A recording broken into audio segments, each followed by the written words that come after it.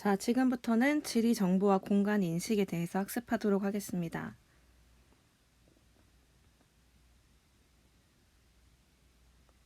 자, 그러면 예전에 어떤 문제가 나왔는지 살펴보도록 하겠습니다. 여기 보면은 뭐 어떤 공간 정보, 속성 정보 이런 말이 나와 있죠. 그리고 어떤 지도의 특성에 대해서 나와 있는 설명도 있고요. 이따가 여러분이 이 문제 굉장히 쉽게 풀 수 있습니다. 그리고 또 다른 지도를 보면은 예를 들면 이거는 어떤 중첩을 이용하는 건데요. 세 가지 조건을 모두 충족하는, 그래서 가장 점수가 높은 국가가 어디인지를 물어보는 일종의 지리정보 체계 GIS를 활용한 문제거든요. 그래서 여러분 이 지도를 보면 나중에 쉽게 이것도 아주 뭐 정확하게 답을 구해낼 수가 있습니다. 자, 마인드맵으로 우리 이번 단어 내용을 살펴보면요. 세계화와 지역 이해에서 지난주에 요거를 배웠고요. 그 다음에 앞차시에는 동서양의 공간 인식을 봤죠. 오늘은 공간 인식에 따른 지리 정보의 차이, 지리 정보의 종류가 뭐가 있는지, 지리 정보 체계는 무엇인지, 통계 지도의 종류는 무엇이고 언제 이런 지도를 활용하는지를 오늘 학습. 그럼 처음부터 지리 정보를 한번 보도록 할게요. 자, 여러분 앞에 선생님이 링크 올려준 라이언 영상 보셨나요? 참 이게 실화라고 해요. 어떻게 이런 일이 가능한지 참 신기한데요. 그 영상 속에서 주인공이 어렸을 때 살던 지역을 찾기 위해서 어떤 프로그램을 활용했을까요? 그렇죠. 바로 구글 어스라는 구글에서 제공하고 있는 위성 사진을 이용한 지도 서비스인데요. 이것을 활용을 했던 거를 볼 수가 있었습니다. 우리나라에서도 로드뷰 같은 다음이나 네이버에 로드뷰가 있잖아요. 그런 것처럼 구글에서 전 지구를 다 위성 사진을 찍어가지고 스트리트 뷰라던가 이런 것도 모두 제공하는 프로그램이잖아요.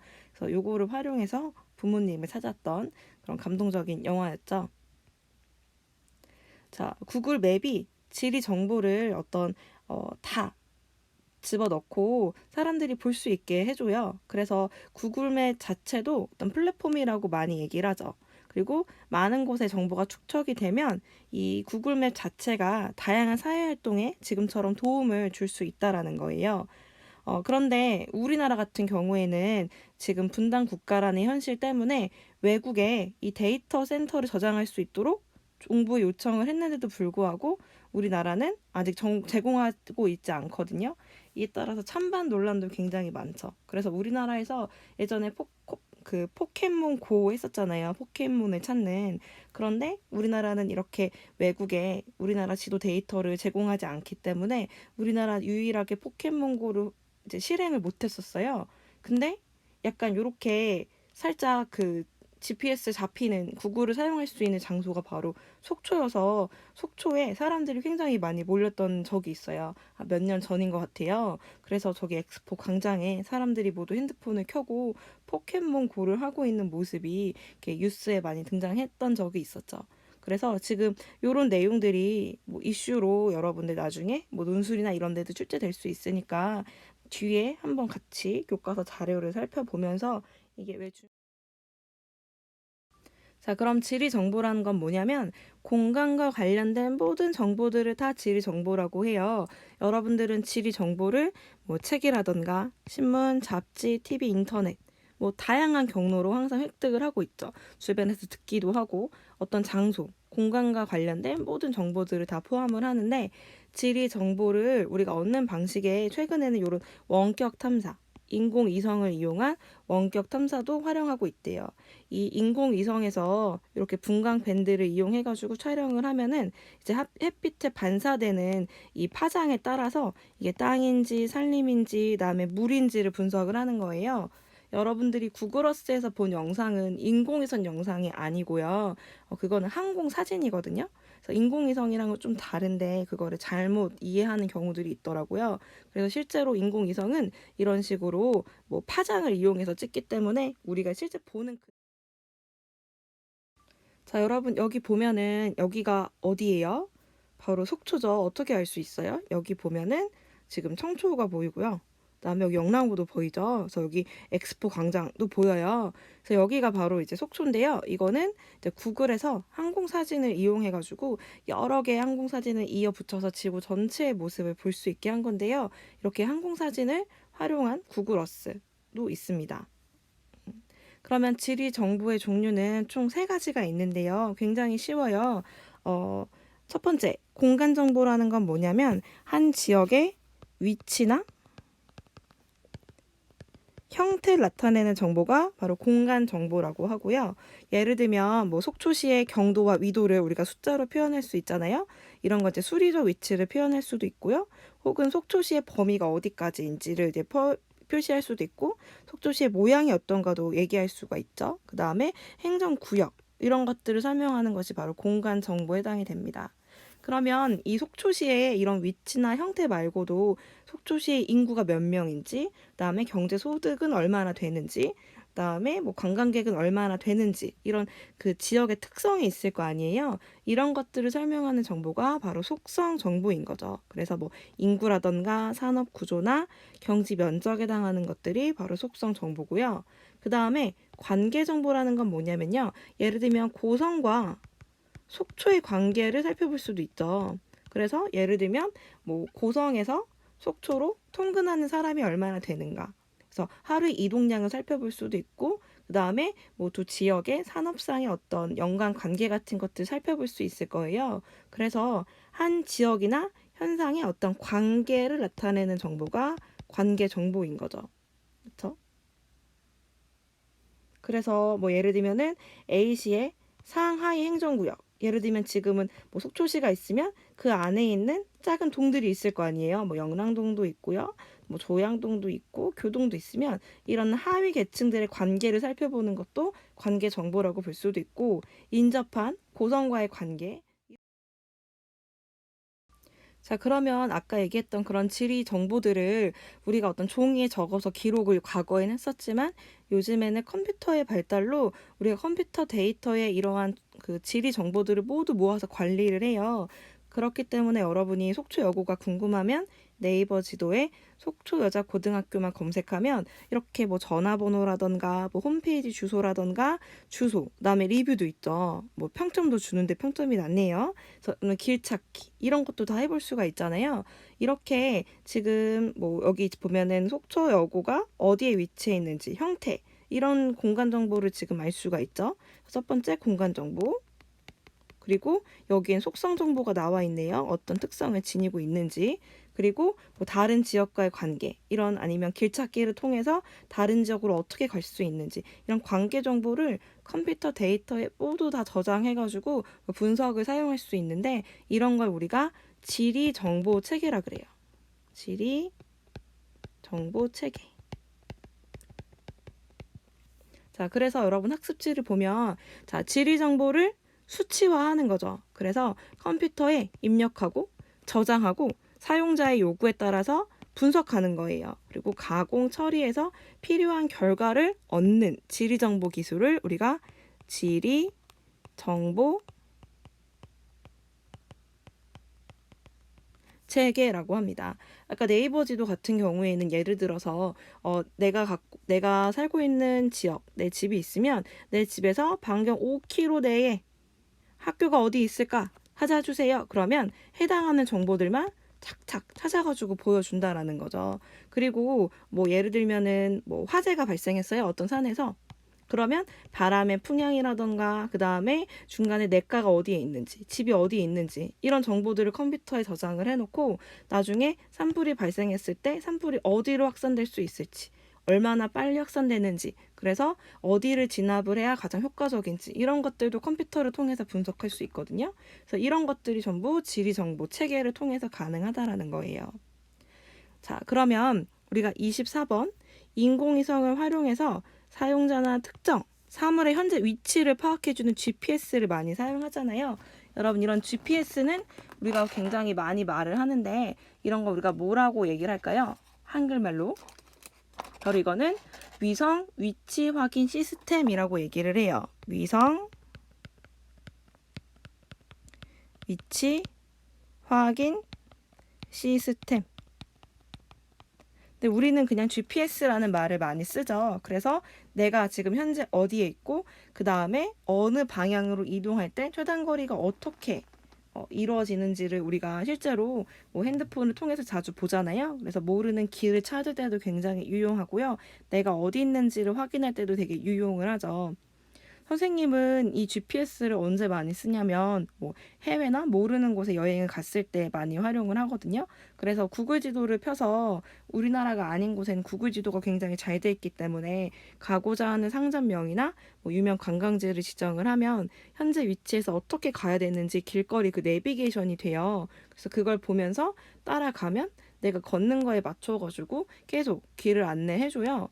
그래서 이때 가장 많이 쓰는데요. 여러분, 이렇게 GPS를 활용하려 그러면 인공위성이 한 대가 아니라 세 대가 필요하대요. 내가 사람이 서 있으면 내 위치를 알려주는 위성이 있고, 또 이 신호를 받아서 나의 위치를 확인시켜주고, 또 마지막으로 내 위치를 보정해주는 세 개의 인공위성이 필요하거든요. 그래서 여러분이 좀 아무렇지도 않게 핸드폰 안에서 GPS를 켜가지고 길을 걸으면 내 머리 위에 세 개의 인공위성이 나의 위치를 확인하면서 알려주고 있는 거예요. 되게 멋있지 않나요? 이게 간단한 기술처럼 우리는 그냥 일반적으로 많이 쓰지만 정말 저기 우주에 있는 인공위성 세 개의 힘을 빌어가지고 여러분들 위치를 확인하고 있는 거잖아요. 그래서 그 생각이 들 때마다 되게 선생님도 놀랍더라고요. 이런 생각을 하면 참 멋있죠. 그래서 요즘에는 그냥 인터넷으로 이렇게 쉽게 GIS를 할 수도 있고요. 드론도 이렇게 위치들을 GIS나 GPS를 이용해가지고 위치를 지정할 수도 있고, 특히 자율주행차가 요즘에 많이 등장하고 있는데 이런 지리 정보들이 전부 컴퓨터로 다 들어가 있기 때문에 이런 그 자동차에 내비게이션이 장착이 돼 있고 센서들을 활용해서 자율주행이 가능한 거죠. 그리고 뭐 IoT 이런 것들도 모두 또 뭐 AR 이런 분야로 공간 정보가 점점 그 서비스의 범위가 확대되고 있어요. 그래서 여러분들이 그 구글 스트리트 뷰를 활용해서 AR을 활용하면 마치 내가 그 장소에 서 있는 것처럼 보이기도 하거든요. 그래서 뭐 그런 정보들로 그런 분야들로 요즘 점점 자, 우리가 지리 정보 체계를 어떻게 활용하는지 다시 한번 살펴볼게요. 이게 가장 시험 문제 많이 나온 형태인데요. 중첩 분석을 통한 입지 선정 이런 게 나와 있어요. 중첩 분석이 뭐냐면 GIS에서 활용하는 분야가 여러 가지가 있거든요. 여기에서 중첩 기능이 되게 많이 쓰이는데요. 우리가 지리 정보를 여러 개를 겹쳐가지고 하나의 결과를 도출할 수 있다라는 거예요. 예를 들면 이렇게 행정구역, 토지 이용이 어떻게 경계되어 있는지, 물은 어디에 있는지, 산림은 어디에 있는지, 그다음에 현재 토지 이용은 어떻고, 토양은 밑에 어떤지 각각의 지리 정보들을 하나로 이렇게 포개는 거죠. 그걸 중첩이라고 얘기하거든요.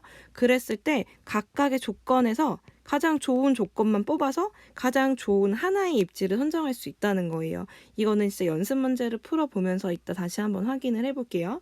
그리고 GIS에서 이런 재해 관리 기능도 한대요.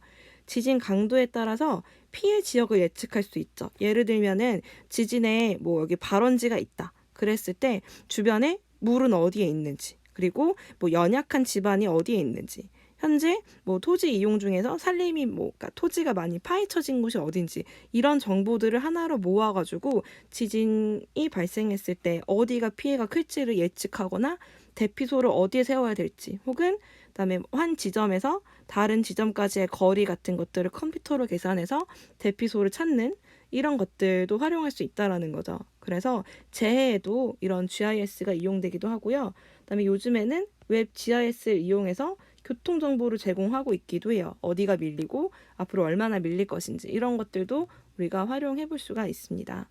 그러면 문제를 한번 풀어볼까요? 이게 바로 중첩 원리를 이용해서 문제를 푸는 건데요. 자, 가장 알맞은 곳을 찾는 거예요. 여러분이 GIS가 직접 되어서 이렇게 중첩 기능을 활용해서 가장 좋은 곳을 찾는 거거든요. 자, 그러면 가장 좋은 데는 이런 데래요. 우선은 남쪽에 있어야 된대요. 남쪽에. 그리고 배수가 잘 되는 곳, 또 해발 고도가 300에서 500인 지역. 요걸 찾는 거예요. 그러면 배수 상태가 좋으면 2번인 거죠. 그쵸? 저수지는 물이 있는 곳이에요. 그러면 배수가 양호한 2번, 2번, 2번, 2번, 2번. 요런 곳이 우선 좋은 곳이죠. 나머지는 다 안 좋은 곳이에요. 여기는 배제를 시키고요. 그 다음에 고도가 300에서 500이면은 우리가 300이 여기 선이죠. 그리고 500이 여기죠. 그러면 이 아래는 점점 낮아진다라는 거예요. 위로 올라갈수록 높아진다는 거니까 적당한 지역이 여기가 되겠네요. 그러면 여기 두 개를 겹쳐보면 여러분 가장 좋은 곳이 어디가 될까요? 그쵸? 여기 3번은 배수가 불량하죠. 똑같이 여기 격자를 그려보면 그랬을 때 우리 여기 4번만이 300에서 500 사이에 들어가 있고 또 배수가 양호한 지역이 된다는 거예요. 문제 어렵지 않죠? 이런 문제들이 수능에 많이 나와요. 앞에 여러분 기출 문제에서 봤다시피 이런 조건들을 활용해서 최적의 입지를 찾는 문제들이 나오거든요. 그래서 GIS의 어떤 뭐 활용 방식도 뭐 여러분이 아는 것이 굉장히 중요하지만 문제를 풀기 위해서는 요 연습을 해보면 자, 그리고 요 내용은 여러분 학습지에는 선생님이 그냥 빼둔 내용인데요. 왜냐하면 교과서에 나와 있고 내용이 좀 쉽기 때문에 여러분이 그냥 읽으면 누구나 이해할 수 있거든요. 그래서 요 내용은 교과서를 통해서 한번 보도록 하겠습니다. 바로 오늘날의 지도랑 옛날 지도가 어떤 차이가 있느냐. 어떤 이 지리 정보는 어떤 차이가 있느냐 이거예요. 옛날에는 종이에 여러분 적었었죠. 그래서 제한된 양만을 정보에 기록할 수 있었대요. 특히 스마트폰이 없을 때는 진짜 종이 지도를 봤거든요. 선생님이 대학교 때 그 지리교육과는 답사라는 걸 다녀요. 그러면 답사할 때 가장 먼저 하는 것이 조별로 모든 별로 종이 지도를 줬어요. 1대 5만 종이 지도를 줬거든요. 그럼 이게 되게 커요. 뭐 전지 정도 사이즈가 되는데요.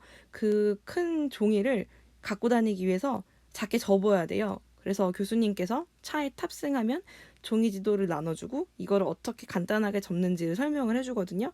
그래서 항상 답사의 제 첫 번째가 이 종이 지도를 접는 거였어요. 그런데 요즘에는 종이 지도를 접을 필요가 없죠. 누구나 스마트폰에 이제 구글 지도라던가 이런 지도들이 있기 때문에 오히려 교수님이 사무실에서 연구실에서 먼저 구글 지도에 정보들을 이렇게 다 기록을 해두고 그거를 공유해 주는 거죠. 그럼 학생들이 그 공유된 지도를 보면서 함께 그 위치를 직접 이렇게 종이 지도가 아니더라도 더 쉽게 더 많은 정보를 많이 볼 수가 있다라는 거예요. 그래서 이렇게 지금 구글 지도처럼 인터넷을 활용한 그런 지도들 혹은 인터넷을 사용하지 않더라도 컴퓨터를 이용한 이런 지도를 전자지도라고 하고 또 수치지도라고도 많이 말을 해요. 혹은 뭐 디지털 지도라고도 얘기를 하죠. 그래서 이런 지도들을 활용을 하면서 다양한 속성 정보를 지도에 직접 기록을 해 놓을 수가 있는 겁니다. 그래서 옛날 같은 경우에는 종이 지도일 때는 어떤 정보가 새롭게 바뀌면 지도를 다시 그려냈었어야 돼요. 그런데 지금은 굉장히 그냥 정보만 바로바로 수정하면 되는 거죠. 수정이 되게 쉬워요. 그리고 확대랑 축소가 되게 가능하고 특정 정보를 추출하거나 혹은 모을 수도 있는 뭐 그럴 수도 있고요. 그다음에 네이버 지도도 그렇고 구글 지도 그렇고 거리나 면적을 구할 수가 있어요. 내가 원하는 지점들을 직선으로 연결을 해주면 거리도 구할 수 있고 면적을 구할 수 있어서 여러분이 쉽게 어떤 장소의 면적이 궁금했을 때 쉽게 계산을 해볼 수가 있죠. 그리고 뭐 복사나 배포가 쉬워요. 그쵸? 지금도 그 구글 지도를 통해서 선생님도 특정한 지점을 딱딱 찍어주고 여러분에게 공유시켜주면 여러분들이 집에서도 볼 수가 있거든요. 그래서 배포가 굉장히 쉽고 또 뭐 복사도 쉽고 또 보관이 편리하다라는 거죠. 큰 종이책을 갖고 다니지 않아도 무거운 종이책이 없어도 여러분의 스마트폰만 있으면 누구나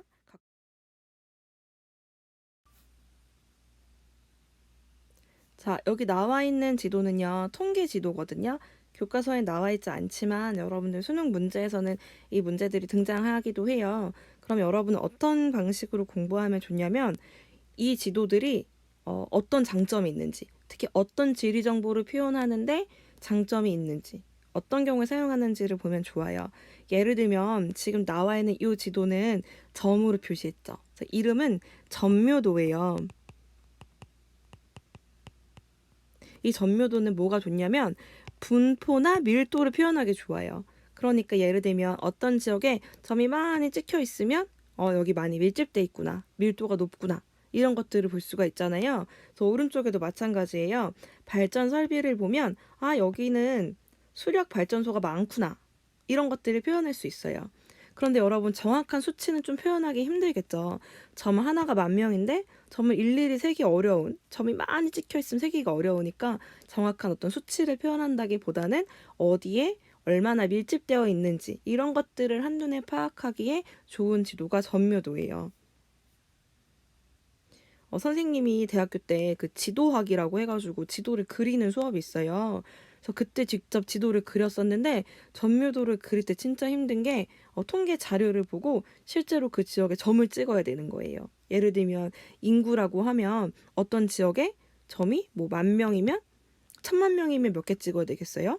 1,000개 찍어야 되는 거예요. 그쵸? 그러면 1,000개를 정말 일일이 찍어야 되면 손이 엄청 아파요. 근데 다 찍고 나면 정말 그 지역은 새까맣게 칠해지기도 하거든요.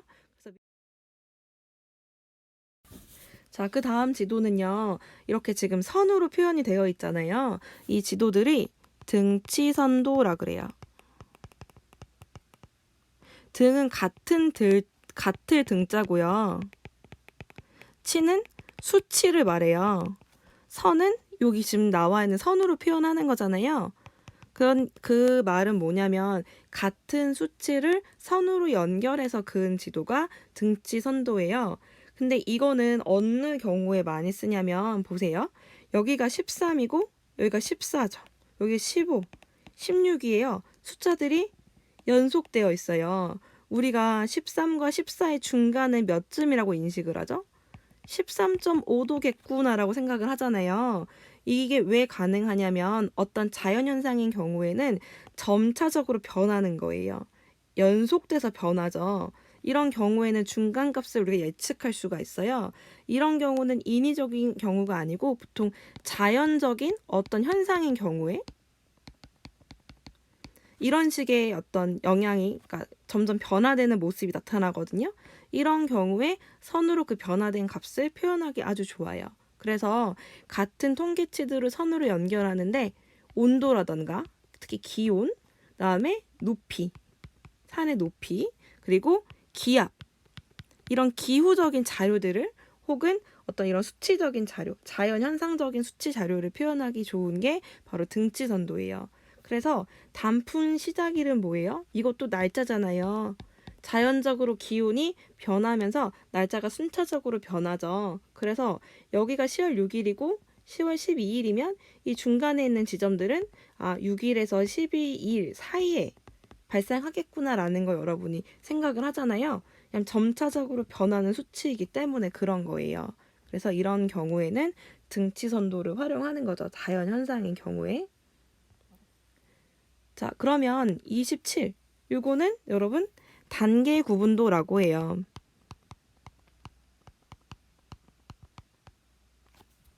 단계 구분도. 그래서 각 단계마다 우리가 구분해가지고 색깔이나 명암을 달리하는데요. 주로 행정구역별로 비교하는 경우가 많아요. 지금 여기 첫 번째 나와 있는 지도는 빗물의 산도라고 해서 행정구역의 어떤 변화 없이 그냥 이게 어떤 특정 지점에 대한 평균값을 입력을 해주는 거거든요.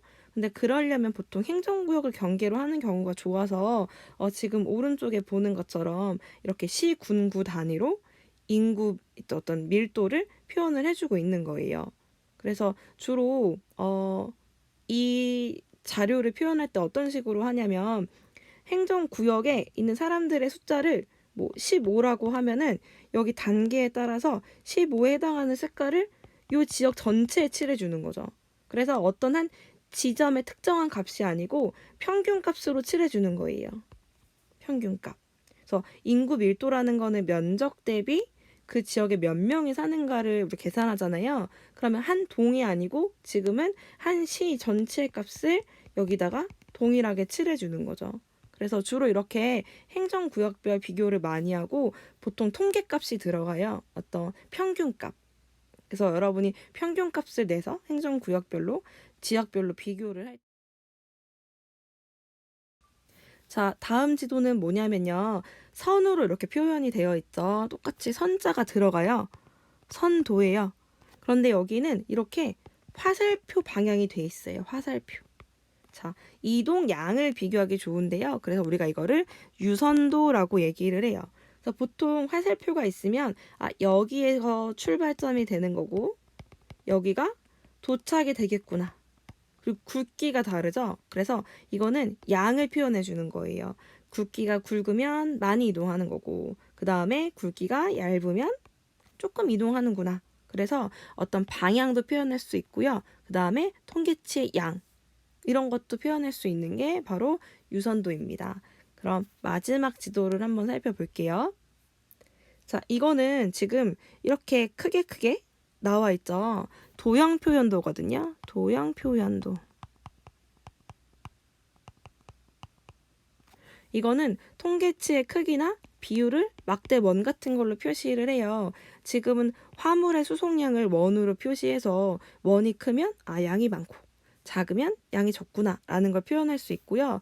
또 이렇게 원을 활용할 때 이게 만약에 두 가지 항목의 비율도 표현하고 싶으면 이렇게 나눠가지고 표현하기도 해요. 예를 들면 화물인데 이게 화물의 종류가 여러 가지, 뭐 세 가지가 있다. 뭐 화물의 종류를 1, 2, 3으로 나눴다. 그럼 각각의 비율을 여기도 1, 2, 3 표현해 줄 수 있고요. 얘는 비율이 1이 적고 2가 많고 3은 이 정도예요. 라고 백분율로도 표시할 수가 있어요. 크기와 그 다음에 이렇게 뭐 파이 그래프를 통해서도 볼 수가 있는 거죠. 이렇게 여러분 네 가지 경우들을 보면서 어떤 경우에 이런 지도들을 활용하는지 보면 좋고요. 이거 말고도 이런 것도 있어요. 카토그램, 외상 통계 지도라고도 말하거든요. 요런 지도는 뭐냐면은 크기를 활용해가지고 약간 왜곡된 지도를 보여주는 거예요. 그래서 뭐 선거 인단에 따라서 각 비례한 값을 이제 매겨가지고 이제 이렇게 왜곡된 모습을 보여주는 지도가 외상 통계 지도입니다. 그래서 실제 모습을 보여주는 게 아니고 실제 모습을 왜곡시킴으로써 사람들에게 더 약간 충격을 주는 그러니까 그 그림 이 데이터 값에 더 확실하게 보여주기 위해서 이런. 자, 그 다음으로는 교과서 18쪽에 외국 기업의 우리나라의 지도 데이터 반출을 허용해야 할까? 이 내용을 볼게요. 그래서 사람들에게 물어봤다라고 해요. 2016년에 공간정보 외국 반출을 법적으로 규제에 찬성하는지 반대하는지. 근데 지금 보면 대체로 찬성 쪽이 조금 높은 편이죠. 아직까지 안보에 대한 인식이 여러분 좀 강하다 보니까 왜냐면 다른 나라에 비해서 뭐 분단 국가라는 현실 때문에 찬성이 좀 많고요. 반대도 그래도 뭐 한 40% 정도의 비율로 반대가 있어요. 그리고 여기 보면 허가해야 한다가 62.2%. 그러니까 안 된다가 그다음에 허가해야 된다가 37.8%라고 합니다. 각각의 의견을 한번 살펴볼게요. 자, 여기 보면 안보와 관련된 측면에서 빨간색과 파란색 측이 서로 반대되는 주장인데요. 첫 번째, 반대하는 이유는 안보래요. 이 골목길까지 아주 상세하게 들여다볼 수 있는 정밀 지도를 이제 해외, 즉 구글에 반출할 경우에는 이 남북 상황에 놓인 우리나라 안보에 큰 문제를 초래할 수 있다라는 거죠. 여기에는 주요 안보 시설이 삭제되어 있대요. 뭐 군부대 시설의 위치, 뭐 미사일 시설의 위치 이런 것들이 삭제되어 있지만 여기 보면 G사의 인공 지도 서비스 제공하고 있는 위성 사진과 1대 5천 축척 지도를 결합하면 삭제된 정보를 손쉽게 복원할 수 있다라는 거죠. 그래서 우리나라 군부대 시설 같은 것들이 금방 북한에게 노출될 수 있기 때문에 안 된다라는 정부의 주장이 있고요. 반대로 이 반출에 찬성하는 측은 뭐라고 얘기를 하냐면 굳이 구글 지도가 아니더라도 다른 국내 업체 초정밀 지도를 뭐 구글사 이런 인터넷 지도랑 결합하면 얼마든지 얻을 수 있다라는 거예요. 구글에 굳이 반출하지 않아도 다음이나 네이버에도 자세한 우리나라 지도가 나오잖아요. 그러니까 그걸 결합하기만 해도 쉽게 얻을 수 있는데 왜 굳이 구글에 반출하는 것은 안 되냐 이런 주장이라는 거죠. 또 경제와 관련한 그런 측면의 얘기도 있대요. 반출에 찬성하는 축은 증강현실 게임, 그때 포켓몬고 이런 혹은 주차장 앱 이런 것들을 개발하면 다양한 분야에 활용해서 어떤 그 경제 활성화에도 도움이 될 텐데 왜 안 되냐라고 얘기를 하는데 반대하는 측은 뭐라고 얘기하냐면 이제 구글은 해외에 있는 이제 유명한 기업이기 때문에 국내에 이런 공간 정보를 이용하는 업체들이나 제공하는 업체들이 큰 피해를 보지 않겠냐라는 거죠. 그래서 뭐 이런 반대 의견이 있는데 또 찬성 의견 이런 것도 있대요. 이제 외국 관광객이 굉장히 불편하다는 거죠. 저 선생님도 여행을 다녀보면 이제 구글 지도를 사용할 수 없는 나라들이 우리나라도 조금 부정확하고요. 특히 중국은 구글 지도를 못 써요. 그럼 뭘 쓰냐면 바이두라는 중국에서 제공하는 지도가 있는데 그거를 사용해야 되거든요. 근데 바이두는 중국어를 우리는 입력할 수가 없잖아요. 그리고 이제 중국어를 잘 읽을 수가 없기 때문에 사실 활용을 거의 못 해요. 그래서 그 오프라인 중국 지도를 그 구글에서 저장을 해가지고 중국에 가서 쓰려고 하는데 이게 실시간이 아니다 보니까 어떤 뭐 교통편의를 활용하거나 이런 거에는 조금 어려움이 있더라고요. 그래서 실제로 이런 어려움을 외국인들도 우리나라에 오면 느낀다는 거죠. 외국인이 우리나라에 뭐 네이버 지도 같은 것들을 깔면 뭐 영어 제공이 되더라도 네이버 지도 같은 것들을 뭐 인식해가지고 설치해서 오는 사람들이 많이 없을 수밖에 없잖아요. 일반적으로 구글들을 이용할 텐데 그러면 굉장히 불편하다라는 거예요. 그리고 뭐 이런 의견이 있는데 또 반대로 뭐 국내 업체들이 외국어로 된 지도 서비스를 제공하면 된다라는 의견이 팽팽하게 나뉘고 있대요. 여러분 생각은 어떠세요? 구글의 우리나라의 정미 지도를 반출하는 것에 찬성하시나요? 혹은 반대하시나요? 자, 그럼 우리가 수능 기출문제를 통해서 배운 내용을 한번 확인해 보도록 할게요. 되게 쉬워요. 여러분 쉽게 푸실 수 있으세요. 첫 번째, 공간정보와 속성정보가 표현되어 있다. 공간정보는 뭐였어요? 형태와 위치에 대한 정보였고, 속성정보는 특성에 대한 정보죠. 그쵸? 위치 형태 알 수 있죠? 특성, 100만 명당 백화점, 그러니까 A 기업의 점포수 나와 있어요. 기억 맞고요. 그 다음에 시간적 변화 알 수 있나요? 2015년만 알 수 있죠. 변화는 알 수 없어요. 자, 그 다음에 단계 구분도이다. 맞죠? 이것도 맞는 설명. 그 다음에 국가의 면적을 왜곡하여 만든 지도는 뭐였어요? 우리가 뭐 외상 통계 지도였죠? 카토그램. 그러면 수치가 큰 것은 크게, 작은 것은 작게 그려져야 돼요. 여기서 진하게 표현되어 있는 국가들이 실제 면적보다 확대돼서 더 크게 그려져야 되고 흰색으로 표현된 국가들은 더 작게 그려져야 되거든요. 그러지 않잖아요. 그러니까 리을은 틀린 설명. 정답은 기역과 디귿 2번이 되겠습니다. 자, 이것도 한번 풀어볼게요. 자, 이거는 GIS의 중첩을 이용한 문제예요.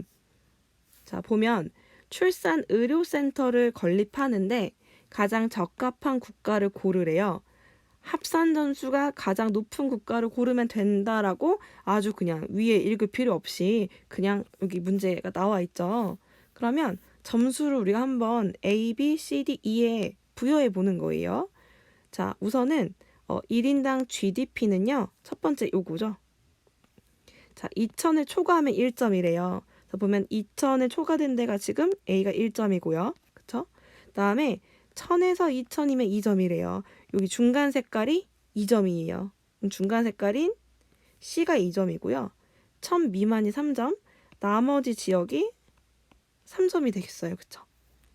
자, 그러면 도시와 유를 봤을 때 도시와 유리 40%를 초과하면 1점이에요. 그러면 A는 1점. 그쵸? 그리고 30에서 40이면 2점. 즉 여기 중간이면 2점 색깔이 2점이에요. 이 색깔이. 그러면 여기 2점인 게 여기가 2가 2점이 되겠네요. 나머지가 3점, 3점, 3점. 자, 그러면 출생률 30 미만이면 1점이래요. 그럼 여기가 1점. 그쵸? 그리고 중간값은 2점. 그럼 2점, 2점, 2점. 40초가 되는 여기만 3점이에요. 그럼 우리가 A, B, C, D, E에 점수를 우리가 부여해보면 A는 총 111, 3점이죠. 그쵸? B는 3, 3, 6점에다가 2점이니까 8점. C는 2점, 3점, 2점이죠. 그러면 7점. D는 3점, 3점, 3점, 9점이네요. 다음에 E는 3점, 2점, 2점, 7점이죠. 그럼 어디를 고르면 되겠어요? 바로 T. 이거를 여러분 지금 머릿속으로 하나하나 하고 있지만 GIS에서는 어떻게 하는 거예요? 컴퓨터가 알아서 이 작업을 다 해줘서 바로 D입니다라고 알려준다라는 거예요. 그래서 우리가 그 시스템을 한번 체험을 해보는 거죠. 이런 형태의 문제가 굉장히 자주 나오니까 이거는 여러분이 뭐 정보가 많지 않아도 되잖아요. 그냥 점수를 다 하나하나 해보고 고르기만 하면 되는 아주 쉬운 문제라고 할 수 있어요. 자, 여기까지 우리가 이번 주 내용인데요. 지난주에 비해서 내용이 조금 더 많아졌죠. 여러분들이 여기가 수능에 항상 초반에 나오는 문제이기 때문에 열심히 공부해두면 나중에 문제 풀 때 되게 자신감 있게 풀 수가 있거든요. 그래서 오늘 이 내용은 중요하니까 잘 기억하시고요. 다음 주에는 세 개를 어떻게 좀 구분해보는지 그 내용은 좀 굉장히 쉬워요. 그리고 기후, 이제 조금 핵심 단원이라고 할 수 있는 기후에 대해서